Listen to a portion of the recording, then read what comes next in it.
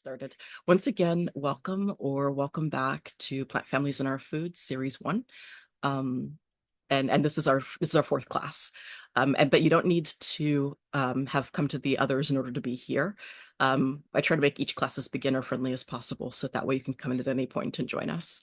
And I'm really happy to have all of you here with me today. I also want to give a huge thank you to Jasmine for being my amazing co-host. Jasmine's the best. And thank you all for sharing your favorite herbs. Um, in a moment, we're going to get started. I'm going to get our presentation. Okay, there it is. Um, let's see here. I'm going to try my best to do this and not, sometimes it gets weird. But also a reminder that this class, we are going to be looking at one plant family today, and hopefully learn some different ways of identifying it. But it's not meant to be a stressful class. It's not meant to be a class where you have to memorize a ton of facts. It's more to give us practice in getting to know plants a little bit better and getting a better feeling for them when we're in the field. So I hope that this class will be fun and also make plants a little bit more familiar so that they don't feel so strange to us when we're out and there's a bazillion different kinds of plants out there. So we'll get started now. All right, so here we are, plant families in our foods and nature journaling. Um, as usual in the beginning, we'll start off with three members of this family. So that way you all have a chance to do your own observations before we get into the nitty gritty. And then that way it's also fun because you might notice things that I don't notice. And it's always good to just have a chance to look for yourself. So we'll start off with having 2 minutes to draw what we can of the member in front of us. After that, we'll take an additional minute to add any words and numbers to our pictures. No worries about making this perfect. If it gets overwhelming, draw small is my recommendation. And I will give you 2 minutes starting now. Thank you.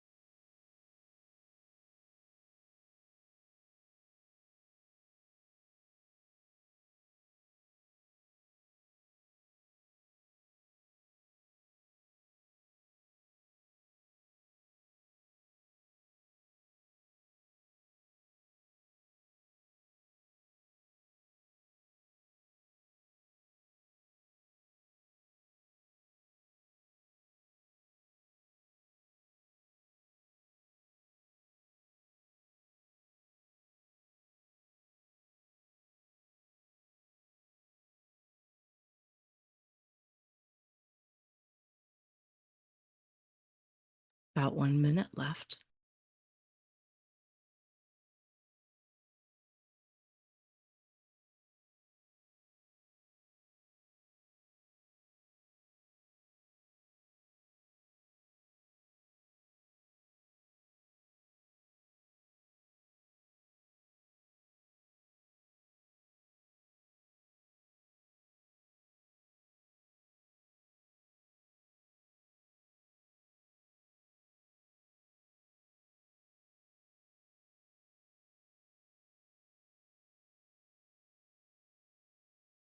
About 15 more seconds for the first 2 minutes of drawing.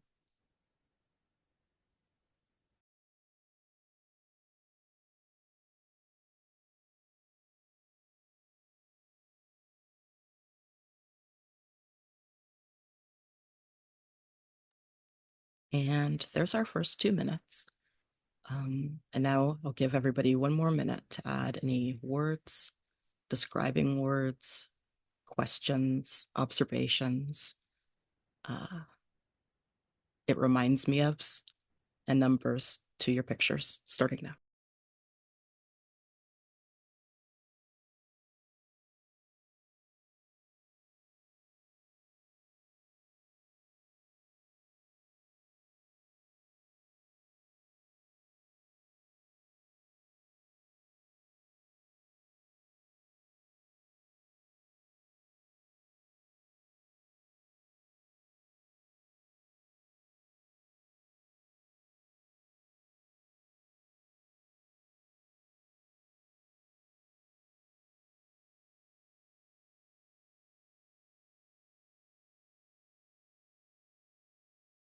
About 30 seconds left.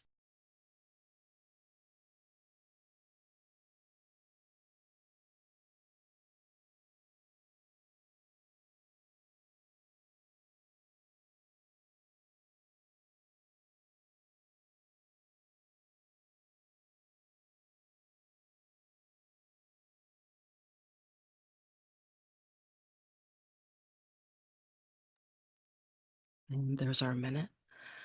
How's everybody doing? Hope everybody's doing okay. Sorry, I know this kind of goes fast. Um, so just take a moment to stretch out your hands.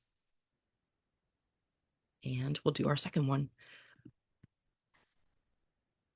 And if it looks confusing, it doesn't have to be perfect drawing. Try to think of it more like a diagram. 2 minutes starting now.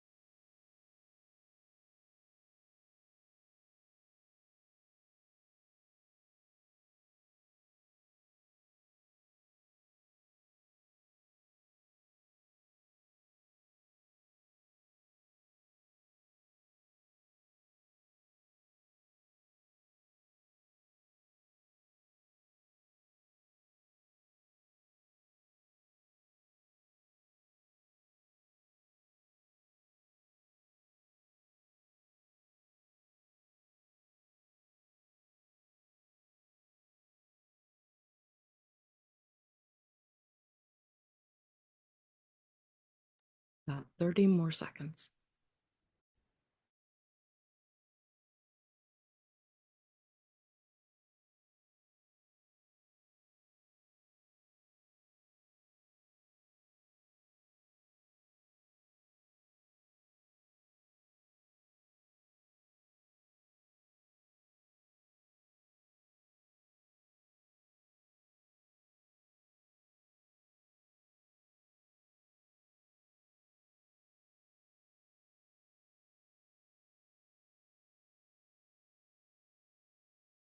Okay, there's our 2 minutes. And we'll take one more minute to add any words, describing words, questions, observations it reminds me of, to and numbers to your pictures. Starting now.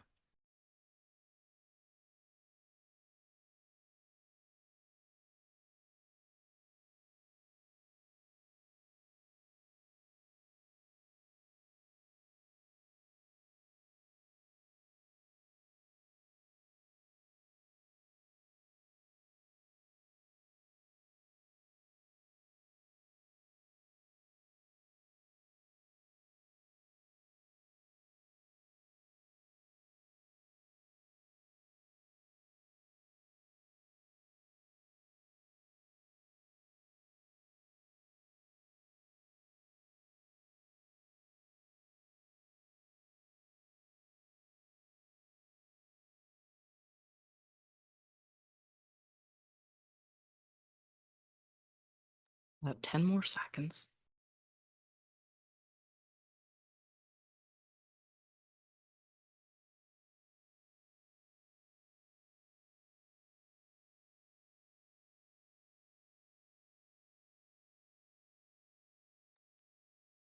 And there's our time. How y'all doing? Seeing some nods. That's good. Hope everybody's doing well. Alrighty. I think we have one more. I did just give us 2 minutes to draw and then 2 minutes to write. I mean, 1 minute to write, right? I think I did. Okay, here we go. Um, Last one, and then we'll meet our family member. And once again, we will take 2 minutes to draw what we can. No rush. Or, I mean, I guess there's a rush. That sounds weird. The point is, don't stress. We can't get all of the details. We can't make it perfect. And that's kind of the point of the only 2 minutes, so that we won't stress as much. 2 minutes starting now.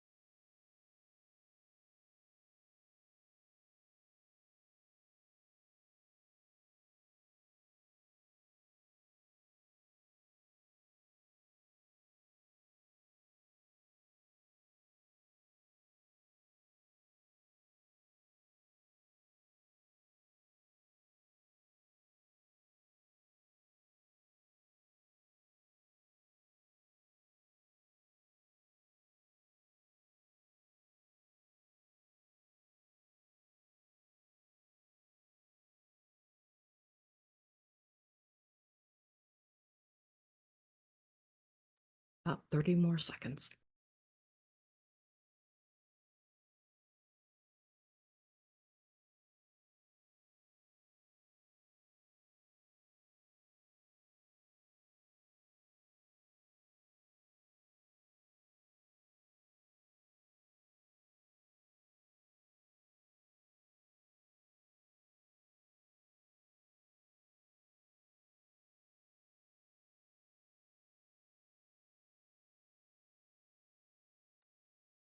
All right, there's our 2 minutes.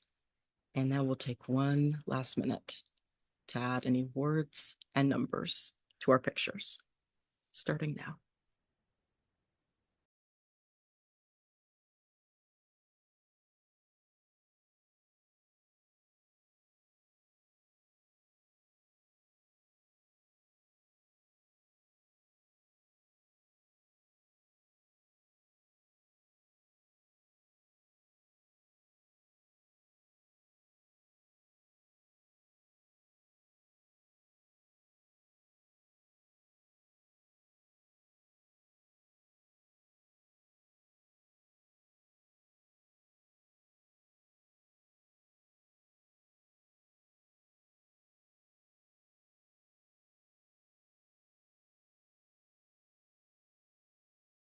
About 20 more seconds.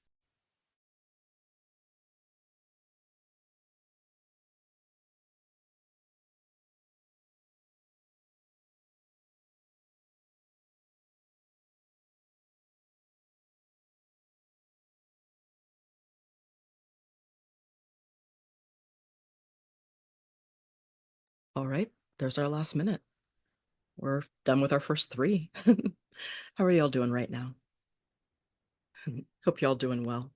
And I hope you all had a really good last week. I missed being here with you guys. I got to see some of you for the pencil miles, which was really lovely. But I always love talking plants with all of you.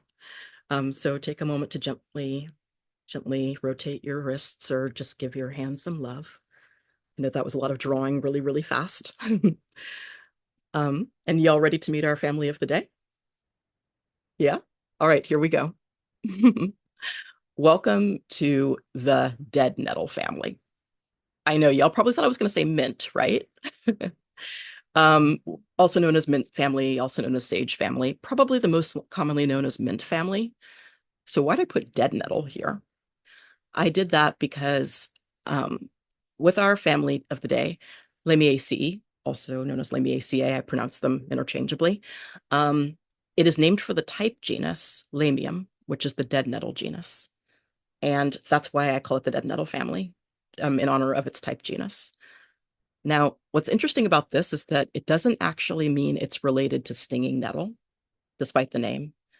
I was reading some history about why it got that name, and I think it's because there's a certain species of dead nettle that resembles stinging nettle really strongly, except that when you touch it, it doesn't hurt. Hence, dead nettle. It doesn't sting you. So I think that's why it's called that. Um, but it's also cool if we call it mint family or sage family, since that's a little more familiar to us. Um, I like to include the old name as well. Some places still use the old name. The old name is Labiate, and I'm not sure if I pronounced that correctly. But if you speak Spanish, then the word labio means lip. And so it's referring to sort of a two-lipped corolla. You might notice that there are other lobes in well, I'll talk more about what corolla all means, but if you sort of look, then it looks like there's an upper lip and a lower lip in each flower, generally, if you squint your eyes, even if there's more than one lobe. Um, so that's where we get our family today. Um, and I loved seeing that some of our herbs that we said are our favorites in the chat are from this family. Does anybody know what this one is? This plant right here on our screen. And folks can unmute themselves and call out. I can't see everybody's raised hand, so just feel free to unmute.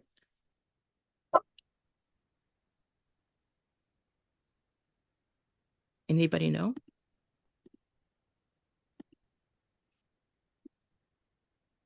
This one is called red dead nettle, also sometimes called purple dead nettle. And I think it's also called purple archangel in some places, but this is red dead nettle. For the longest time, I didn't think that this was. I thought it was something else that I knew. And when I finally found out that this was the dead nettle, the actual namer of this family, I was like, oh, that's cool. So yeah, this is dead nettle. Mm. Oh yeah, Bethany know it. Yep. And maybe it is called self-heal, Sarah. I actually don't know self-heal, but that's awesome. So yeah, this is dead nettle. Um, let's go back one. Does anybody know this one?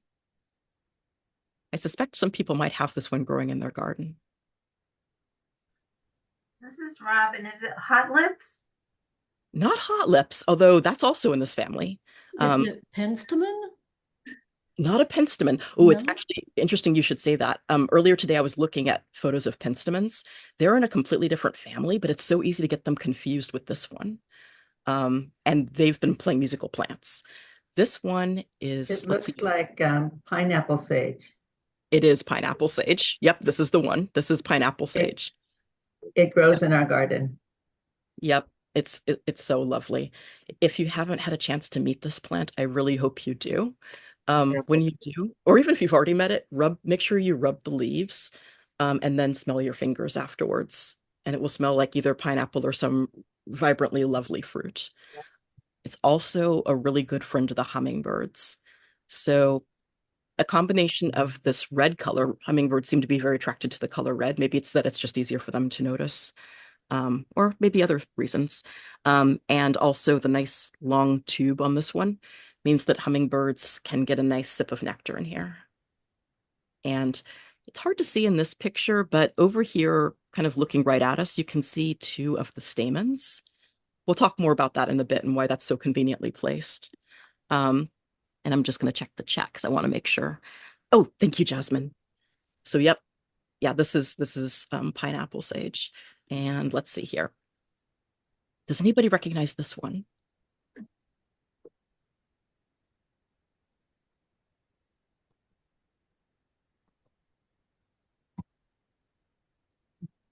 Some folks might recognize it or probably use it. Yep, Ellie, you got it. It's culinary sage. This is culinary sage. Um, so I remember the first time I got to see the flowers of it, I was like, oh wow, that's what they look like. They're so big compared to some of the others. But culinary sage might be known for this lovely textured leaf. It has really cool little bumps all over it. Mhm. Yes, indeed, this is culinary sage. And then our first plant here. Super duper close up, the flowers are much smaller than they appear on the screen. Anybody know this one? Spearmint? Not spearmint, although I used to have spearmint in this class. Good guess, though. Oh, lemon balm. Yeah. Not lemon balm. This one, Oh, personal favorite of mine, this is catnip. Oh, catnip. oh, okay. It's super, super up close. But yeah, this is catnip. This is a super fun one. So yeah, so those are our three. Any questions right now before we go on to the next part?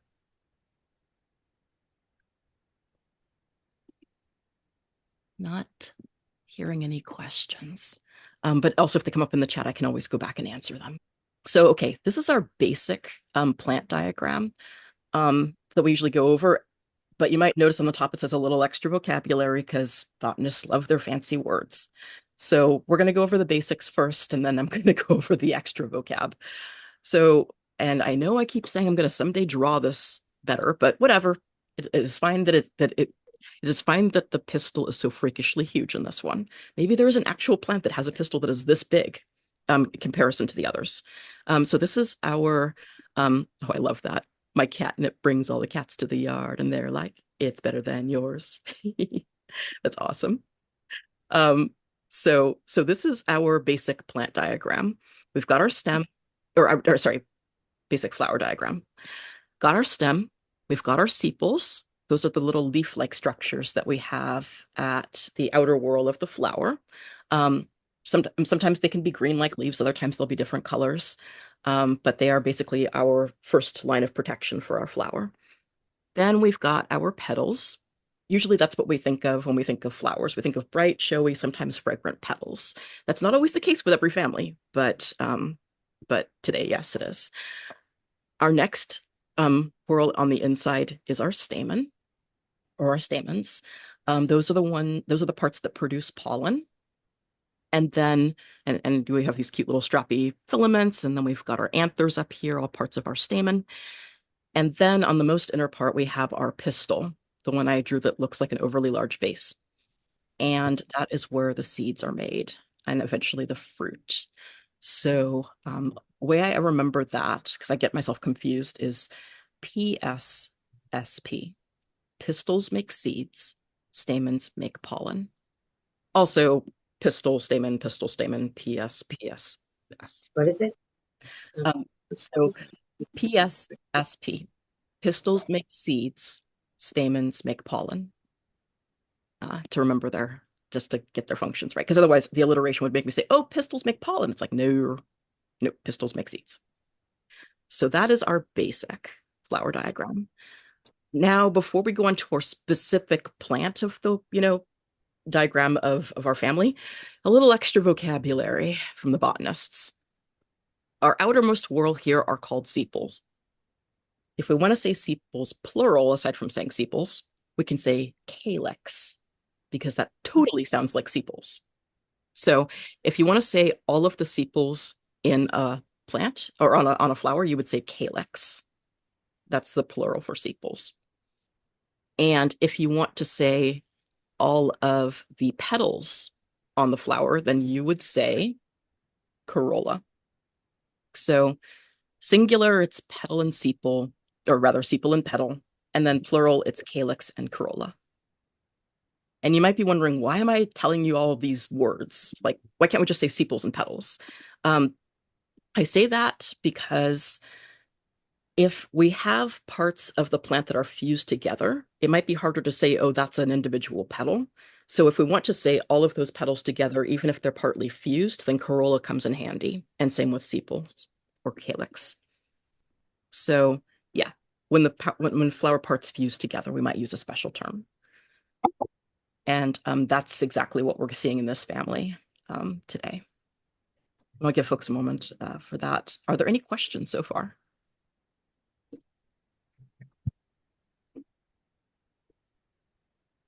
I can give folks a moment too.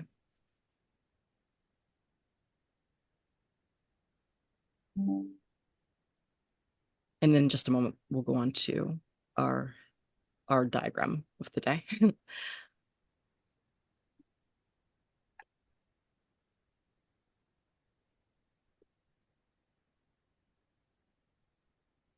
Okay. Everybody in good shape? I can move on to the next one. Yeah. Okay. So again, there's our basic flower diagram. And in this family, we're going to move things a little sideways. So take this and we're going to flip it and we're going to fuse it. So instead of our sepals being at the bottom, they're more to one side. So our sepals are fused into a lobed calyx. I'm not going to be able to say how many lobes because it differs depending on the plant. Usually I see it looking like it's two, but I haven't actually always counted, so I'm not sure if it's always two or not, but it looks like two, which is convenient. Um, so that's what is happening with our sepals. They turn into this. And then for our petals, they are also fused. They're not always fused as elongated as this. You'll notice on some of the ones that we drew that they're not always super long in a tube. This more applies to our pineapple sage, maybe. So you might think of this tube as being a bit shorter on some. But you'll notice that when we're looking at our petals or our corolla, that it can be hard to tell the individual petals apart because they're lobes. Each individual petal has been reduced to more lobes within this overall tube. So if you squint, though, you'll often see it has a two-lipped look, even if there's multiple lobes in each of the lips. So that's what happened with our petal. With our stamens, we'll usually wind up with 2 or 4 of these, depending on the plant. Not always like a one or the other. It's species dependent. And these ones will hang down over the mouth of that plant. Also, they're kind of fused into the side of the walls of the corolla. So they don't, so the stamens, they don't go all the way back here to the very end of the flower. They're usually coming from somewhere with the petals. And then, so that's what happened with our stamen, our pistil. Our pistils become a long tube as well. We've got a little part of it sticking out of the flower. That's the uppermost part of our pistil. It's also called the stigma. So we've got part of the pistil sticking out here. And then that tube goes all the way back to the base. And this is where that base of that vase would go. So those are the ovules, I want to say, but they call them nutlets for some reason. So we got nutlets forming here, usually 4. And then in the end, after they have matured, then they shake out. So this is sort of what you can expect with our family today. Again, it won't always be this long tube, but more or less something like this. Oh, yes, questions. Any questions? Okay, I had one. Has anybody been able to figure out like how many petals there are that are all fused together in a... I'm actually not sure. Actually, in just a moment, I'm going to let people draw this for a moment, and then let's actually do a little investigation real fast on some of the ones we've drawn. Let's try together to count them and see what we think, because it's kind of hard to tell. But I'm going to let folks finish with this first, but I think that's an excellent question. And if I can find the answer to that, I will let you know for sure. But yeah, let's count that in just a moment.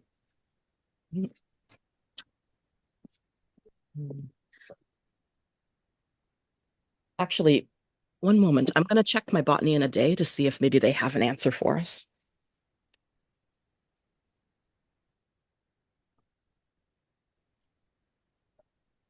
After class, I'll show this book really fast, but there's this really great book called Botany in a Day. That's pretty fun read and also accessible, really accessible. So I can just see if they happen to have an answer in here out of curiosity. Let's see here. Where is it? Huh. Oh, here it is. Excellent. 2 united carpels, 5 united sepals. They say it's 5 united petals, usually 2-lipped with 2 lobes up and 3 down. So that's what they say. They say it's 5, which is kind of interesting because that's a common feature. When you have, oh yeah, so the nutlets. The nutlets are sort of like our future seeds, I guess you could say, our ovules. not sure if those are individual ovaries or not, but let me see if I can find that out. I admit this family, I don't know this family as well as I used to. It wasn't as nearly involved in musical plants as everything else, but okay, so Lamiaceae is the type family for the order of Lamiales, and a lot of things within the order of Lamiales got shuffled, and also a lot of things in a neighboring order, Boraginales, also got shuffled. And so everything's a little bit confusing for me right now, and I'm kind of relearning where everything fits. Um, but yeah, it says here that the ovaries position superior consists of two netted carpels and matures as a capsule containing four nutlets. So I guess that these are the ovules that. Do me a favor. Turn it this way. Oh, sorry. Sorry. Um, Would it make sense? Because that's how these work. oh, I think somebody might be unmuted. That's not a problem, but I want to make sure that if you are, then I can answer your questions. But no worries though. Okay, I'm gonna go back a little bit. Did people have a good chance to look at this diagram and copy what they wanted? I want to make sure that I'm not. Okay, good. I'm gonna go back just a little. And let's just look at this because I think Jasmine brings up a good point. Um, like when we look at this, okay, we've got kind of our upper lip, even though it has that bilateral symmetry. So do we count this as one or two is a question. And then we've got one here, one here, one here, one here. So that could be four. And then this could all be five.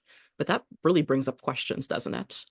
And then we have, let's see here, this one. Like, what do you guys make of this one? Because I only see two, but maybe there's more of a five here. Maybe it's like, I can't tell. What do you guys think?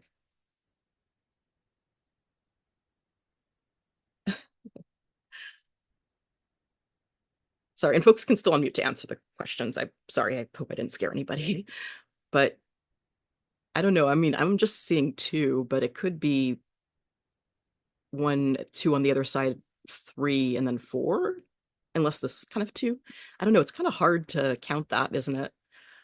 And then let's see here. This one, I'm sorry that this is kind of sideways, but we've got one that's sticking out on the side here, two on the other side, and then this could either be two or one. I mean, it has the two lobes, so that's three and four, and I guess this is five. How does that look in the front? Oh yeah, I didn't get a very good picture of the front. And then we've got this. Okay, this is nice. This has five. It looks like five, right? One, two, three, four, five. Unless that it's actually at a weird angle and this is more like one, two, three, four, five, six, seven, eight. Why do they do this to us? Because they're tricksy. I love that question, Jasmine. I'm really glad that you asked that because then that gives us a chance to look a little closer and be like, can the book describe this, or are we seeing something that does not quite fit what the book is saying? And when it's the question between the book and the plant, you believe the plant. And yes, I stole that from the people who say that about birds. um, was that helpful? Yeah. Okay. Cool. Alrighty. So there was our lovely diagram, or our lovely diagram of our flower, and here are all of our characteristics. I think that people have mostly already written these down, but I wanted to add a few, and people can add these to your drawings or to your notes. This is just for folks who might like to see this in list form. So some of our key characteristics are that we have a square stem. That's something I didn't mention as much before. I think that one was probably super visible on the culinary sage. You can imagine running your fingers over that stem and feeling an edge to it. So a square stem, and also looks square when you make a cross section and you might cut the stem, you can see the squareness. But yeah, just if you see edges, notice that. Members of this family also have aromatic opposite leaves. And by opposite, that means that they grow directly across from each other. Alternate would be you have one leaf and then a little stem space, and then another one on the other side, and then a little stem space. But in this case, we've got leaves that grow both coming out at the same point across from each other. So opposite leaves. And aromatic is a really important characteristic of this family. I'm sure that there are some that maybe don't smell as strong, but this one has some really strong um, smells in it.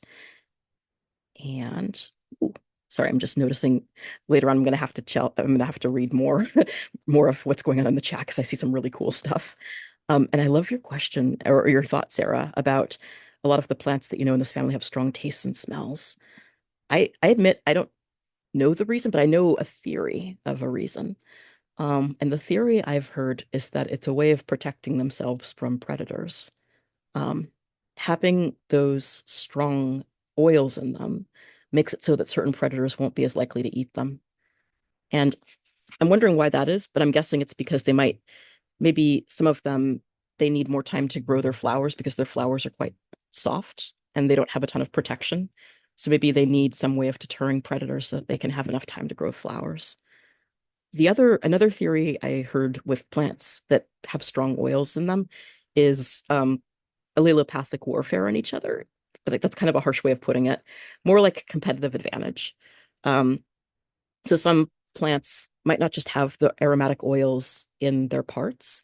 They might also shed the oils, especially during a rainy season. So some of their oils might come into the soil and make it harder for their competition to grow. Might be another thing. Or I kind of wonder if it also might be an attractor. So maybe that could actually be an attractor for their pollinators, or I'm not sure. So there's a lot of different theories, and I love your question because of all of these different theories that we have, and because then sometimes these things happen in ways that we don't know why. We can just observe what it does when they do. But I think it's a wonderful question. So we've also got our fused sepals, which in turn becomes a lobed calyx or lobed fused sepals if you prefer. We've got our fused petals, which becomes a tubular, sometimes tubular, lobed corolla or lobed fused petals. Um, and the petals, if you squint, often will have a two-lipped look, even if they've got a ton of lobes in them. Um, they also have bilateral symmetry, and so that's a special term called zygomorphic. It means the same thing as bilateral symmetry. And so we call it an irregular flower for some reason, because instead of it being radially symmetrical, it's only symmetrical in two parts. So irregular flower. And then we've got two or four stamens that are fused into the side of the corolla, as opposed to going all the way to the base, like the penstemon I was looking at earlier. Um, and we have one pistil, and then the nutlets within the pistil. So most importantly, though, we let the plant that's in front of us tell us, because plants are tricksy. So there we have that. And then here's a little look inside. Might be a bit hard to make sense of this because of probably the way I didn't cut the flower very well. But okay, so we see that this is the pistil here, kind of snake-like. And if we follow the um what is it called here? The style back, sorry. If we follow the style back, then we can see it goes all the way back. And it should have continued, but it might not have survived me cutting the flower open. I'm not sure. But it should go back and connect right here to where the nutlets are inside of this capsule here. Um, Meanwhile, this thicker part are the anthers, or sorry, this is the stamen. So these are the anthers and then the filament. And that stops here. That's where it connects. It didn't go back any further when I opened it. So, and then we can see that we have our lobed calyx, and I'm not totally sure how many lobes this one had. It looks like two, but it might look different if I were to look at it from the underside or the overside. So this is our inside look. And actually, does anybody have any questions before we go on to foods and stuff?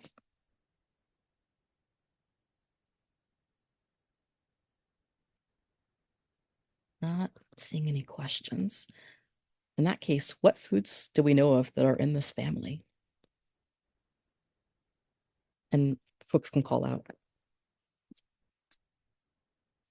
And sorry about the cat.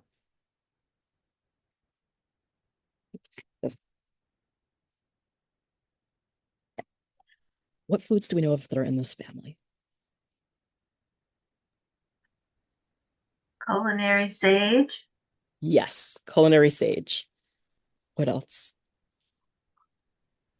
Cilantro? Not cilantro, interestingly. You'd think it would be though, right? Because it's aromatic. But that one's in a different family that we're going to meet later. What else? Um, mint, spearmint, pepper. Mm. Yep, all the mints. I think all the mints, unless there's other plants that are named mint that are not mint. But yep, spearmint, peppermint, chocolate mint. Horehound. Possibly. I actually don't know horehound. I've heard the name before, but I don't know it. So it could be. I just don't know. That's a good question, though. Any others? Ready to see? We've got all of the mints, the culinary sage, the other sages, all of them. Rosemary, which interestingly used to be called Rosmarinus officinale, but now it's called Salvia rosmarinus. So it got moved into the sage genus, because sages are an entire genus, Salvia. We've got thyme, we've got basil, we've got yerba buena, and we've also got oregano and marjoram and catnip and savory and lavender and lemon balm and bee balm, um, also known as monarda. I heard today that it's also called bergamot or bergamot, which is different than the orange. Not sure how to say that word.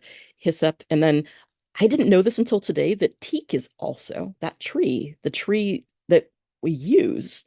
We don't eat it, but teak is in this family. So apparently it's not all shrubs. There's apparently some trees and even the occasional vine in this family. So kind of wild, kind of exciting.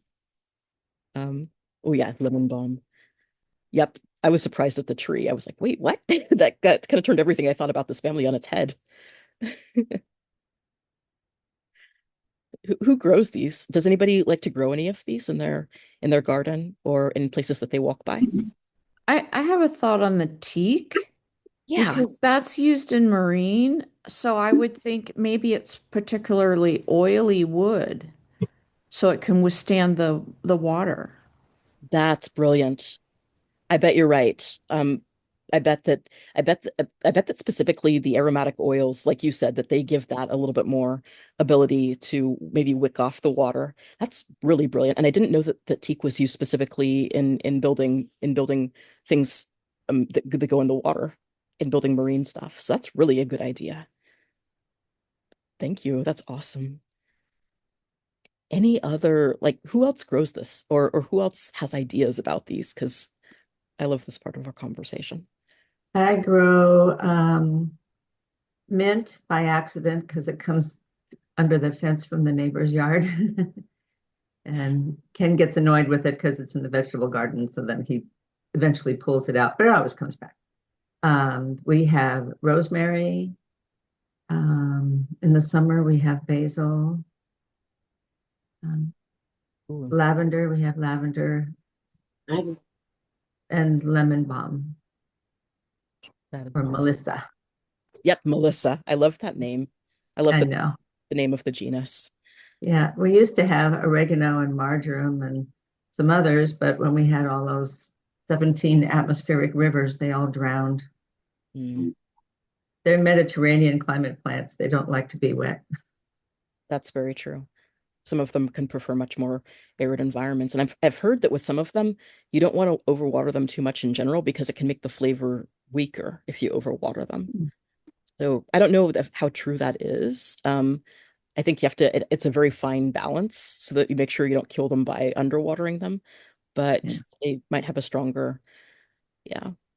Yeah, those are some wonderful. And I hear you about growing the mint by accident. I personally have a theory that the mint exists to try to take over the world the minute it's let outside of its pot. It escaped a I pot. agree. It's not, yeah, it's going to just take over the world. And I see that Sarah is saying the same thing about planting them in big pots or they will spread. I like that. They can be a bit boisterous and spreading underground. That is very true. That's a great way of putting it. Yeah. So yes, Mint's like, hello, I'm here to take over the world now. Anybody else? Oh yeah, go for it. Sorry. Was somebody about to share? I didn't want to interrupt. Oh no, I was agreeing with you with the mint. I said I bought it thinking that, oh, one time, and then next thing you know, it hasn't stopped growing, and I don't need to buy it anymore. That and the chocolate mint and all that, and then we grow the oregano and all that. and rosemary. So I like it. Fresh herbs to cook. Exactly. That's the best. It's at least if mint is going to take over the world, at least it's going to do so in a way that lets us have all of the like amazing teas Yeah. and with it, and And it other people smells good. exactly. It smells the amazing, and it's a great herb to then share with everybody. Yeah, I dry our basil. Sometimes towards the end of the season, I'll pick up a bunch of leaves and I'll dry them.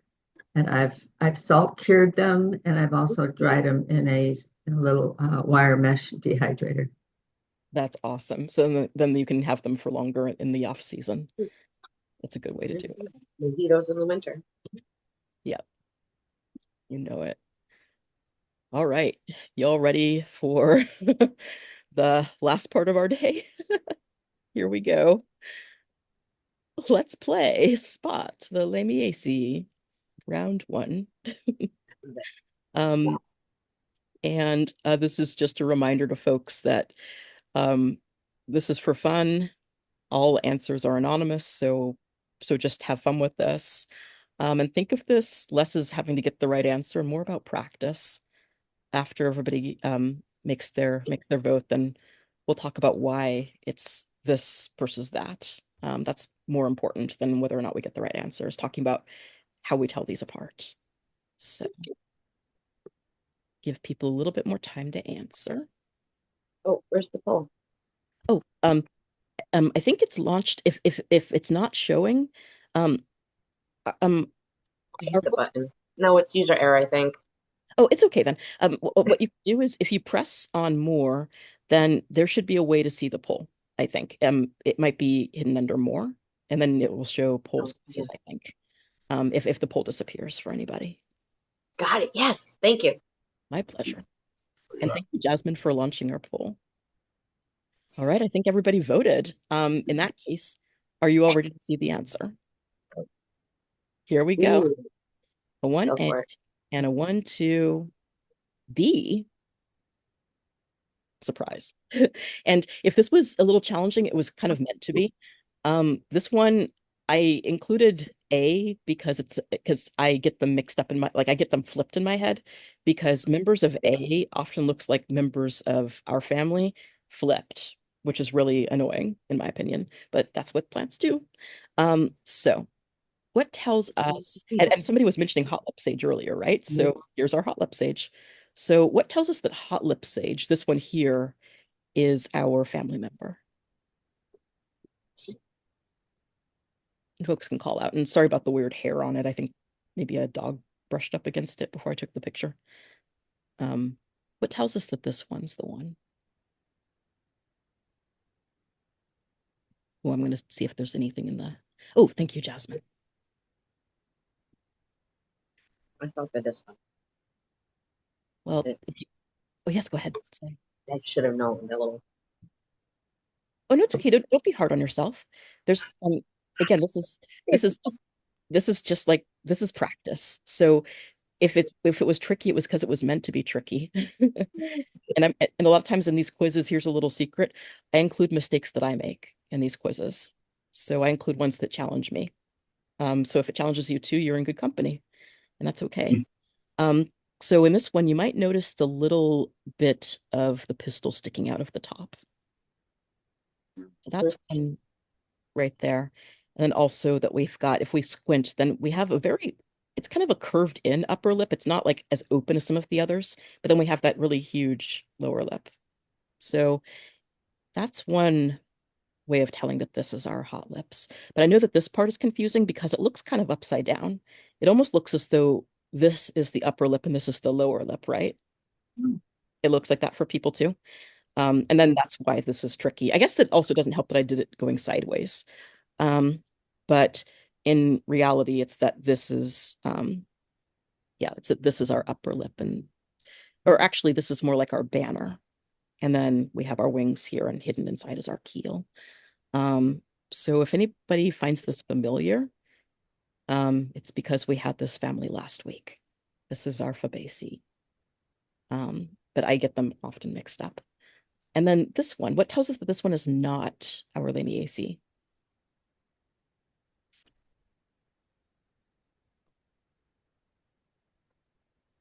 Yeah. The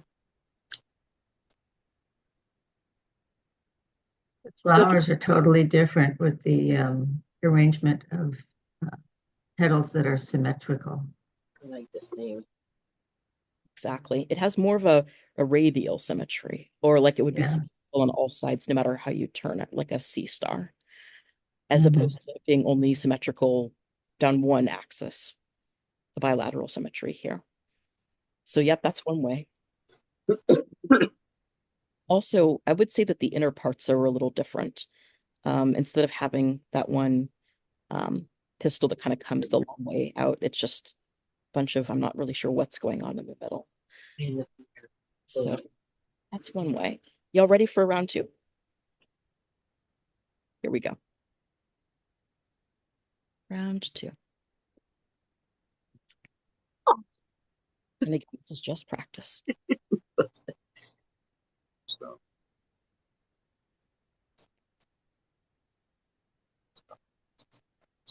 Mm-mm. Even more important than getting the right answer is questioning, why do I think it's this? What features about it make me think it's this family?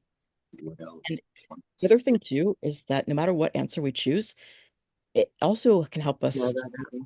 have like an Yeah, it. let's do it. It also helps to have sort of an it reminds me of too.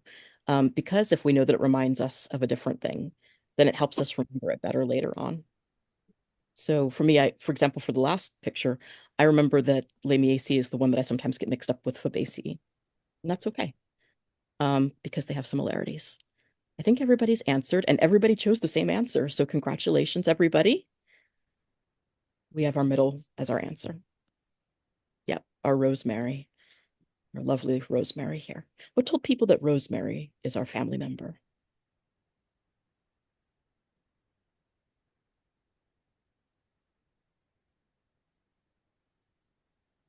For me, it was the pistol, I think. Is it the pistol sticking straight out? Yep. This part right here. Yeah. Yep, that is it. That is correct. That is the pistil. And then if folks were wondering, this kind of curving part here, those are our stamens. Our stamens have this really exaggerated curve. Oh, that reminds me of the part I meant to mention earlier. This is kind of similar to what we saw with the pineapple sage. And I mentioned the hummingbirds. This one is more likely to get a bee than a hummingbird, I think, although maybe hummingbirds go to these two, not sure. But the two stamens here are very strategically placed. If you imagine that you're a little bee and you climb up this lovely little walkway here with these lovely nectar guides, that's what these purple splotches are. These are nectar guides. If the bee climbs up in here and is looking for some nectar down in here, meanwhile, we've got our stamens that go boop and boop the bee right on the back or abdomen. Maybe it's the yeah. Or maybe it's the thorax. Yeah. Anyways, boop. And it's the same with the hummingbird. When the hummingbird puts the bill in with our pineapple sage, has the similar to stamens poking down and goes boop, and there goes the pollen. And that's how they get their pollen spread. So, yep. What else tells you that this is our Lamiaceae? To me, this might be kind of incidental, but the color of rosemary blossoms are pretty distinctive. That's a great way to remember. And you're right, they are. How would you describe the color? I would like, it's got this, it's got a tinge of blue, don't you see? Or do you see that too? Or, Yeah, it's I think a good mashup of blue and purple. yeah, it's quite I'll lovely. have to look at my rosemary when it blooms this winter. Oh, yeah. So, yeah, that's another way. It looks like this one's got one, two, three, four, five lobes. It's kind of cool. What tells us that our Phacelia over here is not?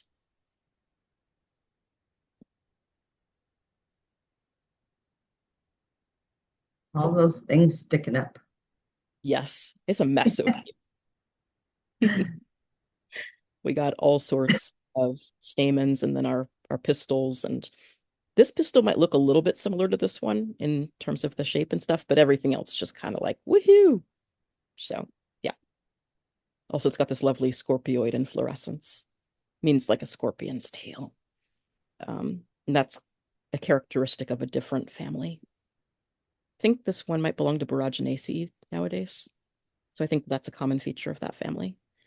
And I've seen them growing up in the Sierra they're so lovely, aren't or they? in that family. Yeah. I love it. I love that, just the way that they unfurl like that. And then what tells us that this one is not our family member?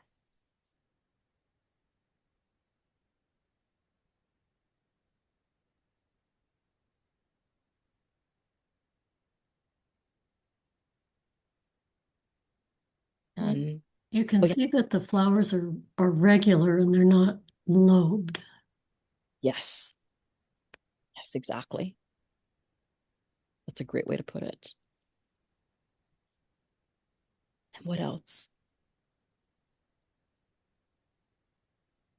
Yeah, they are indeed regular.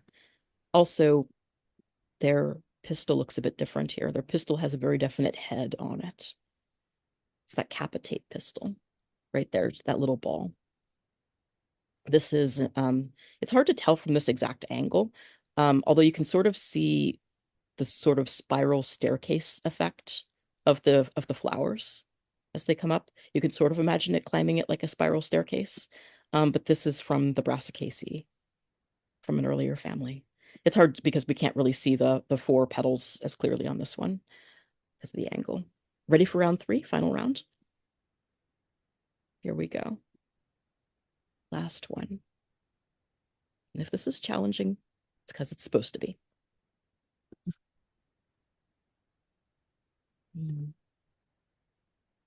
Oh, sorry, yes. And I'm seeing Sarah and Bethany, what they said in the chat. And yes, you're both right. X-shaped petals and long seed pod behind the flower.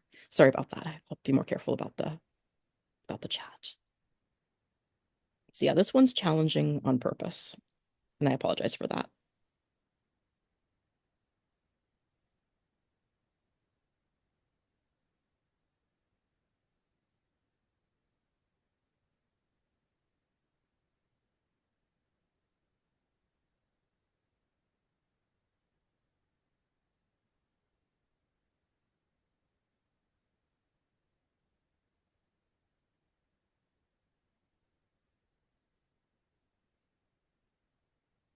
I think almost everybody's voted. And yeah, this one is super duper tricky. So no shame if this one was hard for people. Um, I will say that I myself thought that the one of the people are voting almost 50-50 on this one. And one of the two that people are voting on is one that I mistook for this family for a while. So, but then this is why we're going to talk about it. Ready? Ready for our answer? 1, 2, and a 1, 2, C. Right? I also thought it was the middle one for the longest time. But no, this one's hard. Okay, first of all, let's talk what makes people think that this one is the one, because sometimes it's equally important to acknowledge why we think that this one was the family member. Let's talk about that. What does this have in common with our family?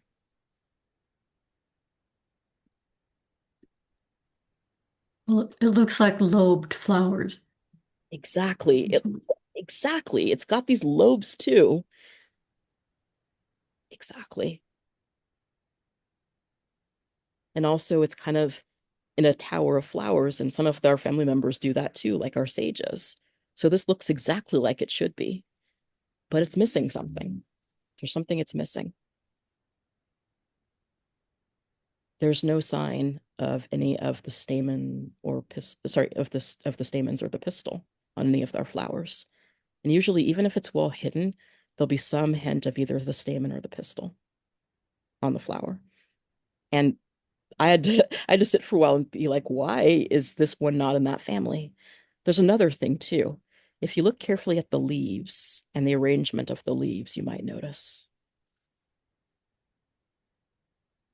they're not opposite. It seems to go 1 and then 2 and then 3, 1 and 2 and 3 kind of world, but not opposite. So this one is challenging, and props to everybody for doing this. Like, it's really this one's really hard. It turns out that this one is from, oh gosh, what was the family again? I have to remember what family it was, because I'm getting some of them mixed up in my head. Um, yeah, I thought maybe it was from Barajan. No, maybe it's from Scrove.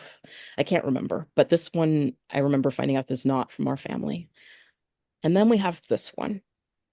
This one's tricky because we have our tubes here, but there's something wrong with the tubes. What do you guys see that's not quite right about the tubes, at least in terms of our family?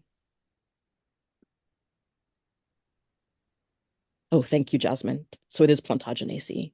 Yeah, and it's super duper messy right now with Plantagenaceae and Scrofulariaceae because they've been playing musical plants.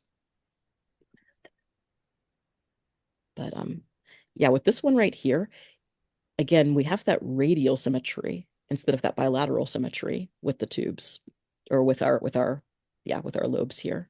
Our lobes are a little bit too symmetrical. So that one might show us that this one's not it.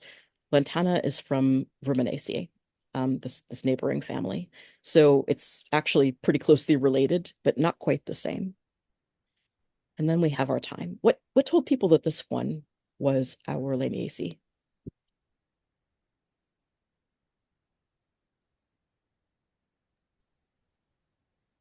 Oh, it has four stamens, which is pretty cool. It does. We have our 1, 2, and then our 3, and wait, can I see our fourth one? Sorry. This one, it should have a fourth one. This one you can see a lot more clearly. We've got 1, 2, 3, and 4. Super cute. And the stamens look attached to the inside of the corolla. It is. You're absolutely right. They do attach just right here. And then we've got our one pistil that kind of goes further in. Another thing is that you can imagine a bee coming over here and being booped by these two. Just boop. Does anybody have any questions? And props to folks. This one was really hard. And I included this because it's a mistake I made for a super long time. So there's no, like, don't feel badly if you made a mistake because I do it constantly. And this is just for practice and for fun. So our final thing. Oh, good. And thank you. Thank you about Horehound. I didn't know it was in Lamiaceae, so that's good to know because I don't know that one. Thank you. And so for our final thing, our recap for our characteristics, we've got our square stem. We've got our opposite leaves that are aromatic, and that's super important for this family. We've got our fused sepals, also known as a calyx. We've got our fused petals, also known as a corolla, and that it has this tubular two-lipped look if you squint. And we've got our 2 or 4 stamens and our 1 pistil. And thank you so much for joining us.